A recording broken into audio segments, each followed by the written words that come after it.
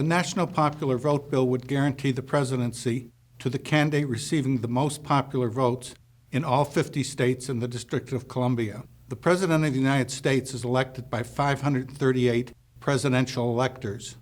The Constitution lets each state choose the method of selecting its electors. Today, 48 states use the so-called winner-take-all law that awards all of a state's presidential electors to the candidate who gets the most popular votes inside each separate state. For example, because Kamala Harris received 1,656,979 popular votes in Minnesota in 2024, while Donald Trump received fewer votes in the state, all of Minnesota's 10 electoral votes were cast by Democratic presidential electors. The votes of 1.5 million people who favored Donald Trump were zeroed out at the state level simply because they disagreed with the prevailing view of other Minnesotans. Because of state winner-take-all laws, 5 of our 46 presidents have come into office without receiving the most popular votes nationwide. This occurs when a candidate wins a couple of states by a small margin while losing the rest of the country by a large margin. For example, in 2016, President Trump won Michigan, Wisconsin, and Pennsylvania by a total of 78,000 votes, thereby winning a majority in the Electoral College while losing the country by 2.8 million votes. Each of these 78,000 voters was 36 times more important than the 2.8 million voters elsewhere. Similarly, 537 voters in Florida in 2000 were 1,000 times more important than 537,000 voters elsewhere in the country. Near misses are common under the current system. A shift of 60,000 votes in Ohio in 2004 would have elected the second-place candidate despite President George W. Bush's nationwide lead of 3 million votes. In 2020, if fewer than 22,000 voters had changed their minds in Arizona, Georgia, and Wisconsin, Joe Biden would have lost in the Electoral College despite his lead of over 7 million votes elsewhere in the country. Each of these 22,000 or so voters was 329 times more important than the 7 million other voters. In 2024, if fewer than 115,000 voters had changed their minds in 3 states, Donald Trump would have lost the Electoral College despite his nationwide lead of almost 2.3 million votes. Each of these 115,000 critical voters was 20 times more important than his 2.3 million supporters elsewhere.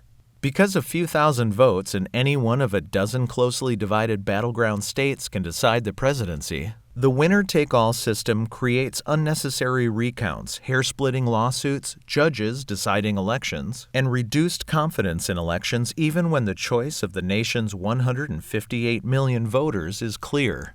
Moreover, the outsized national impact of a few thousand votes in battleground states virtually invites foreign interference in our elections. In a nationwide vote for president, every vote will be equal throughout the country. State winner-take-all laws have other adverse effects. Neither candidate has any reason to campaign in any state where he is safely ahead or hopelessly behind.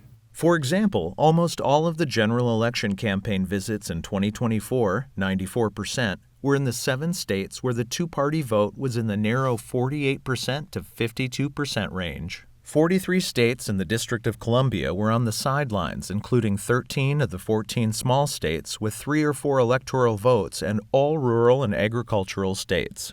24 comfortably Republican states were mere spectators to the presidential election, as were 19 comfortably Democratic states and the District of Columbia. The result was that 80% of American voters were mere spectators to the presidential election. Battleground status is fickle and fleeting.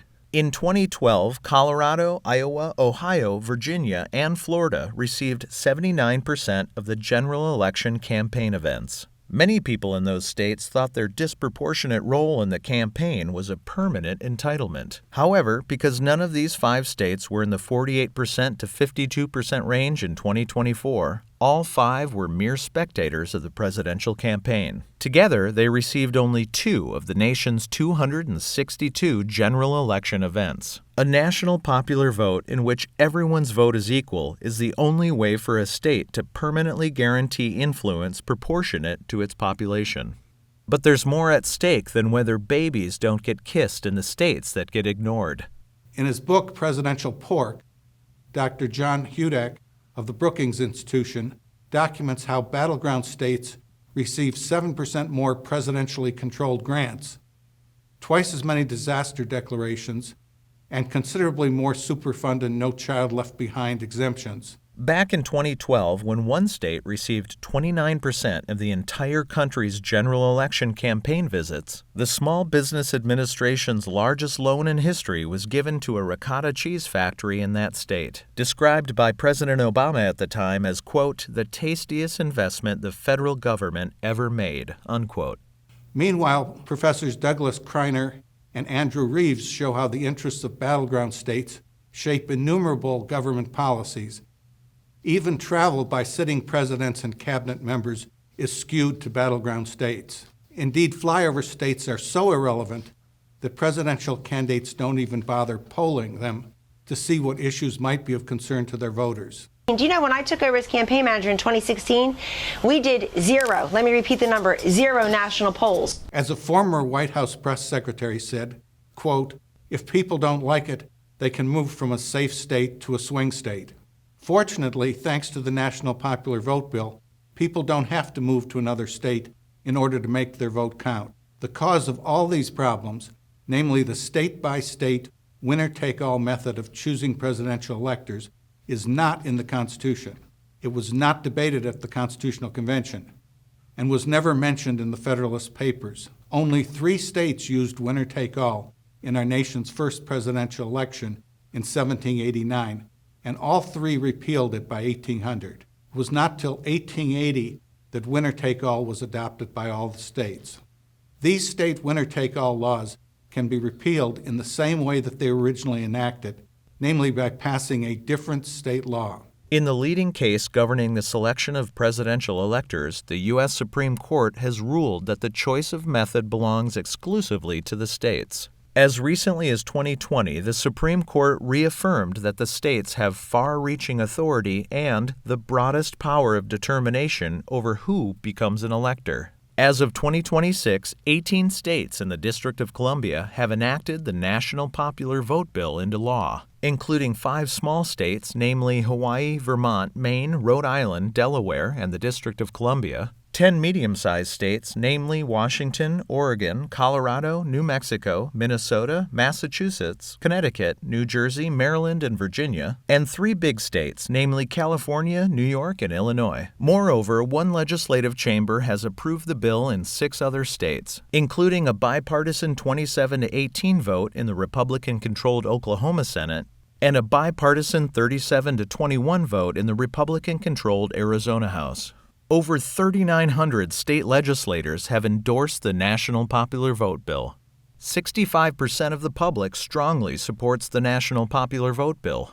63% of moderate and liberal Republicans and 47% of all Republicans support the National Popular Vote Bill. The National Popular Vote Law will take effect when identical laws are enacted by states possessing a majority of the Electoral College, that is 270 out of 538. After taking effect, every vote will be equal throughout the United States, thus making every voter in every state politically relevant in every presidential election. All of the presidential electors from the enacting states will be supporters of the candidate receiving the most popular votes in all 50 states and D.C., thereby guaranteeing the presidency to the candidate receiving the most popular votes nationwide.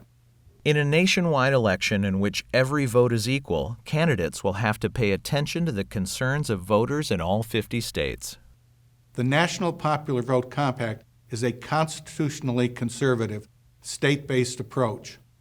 It does not alter the Constitution and does not violate the Constitution.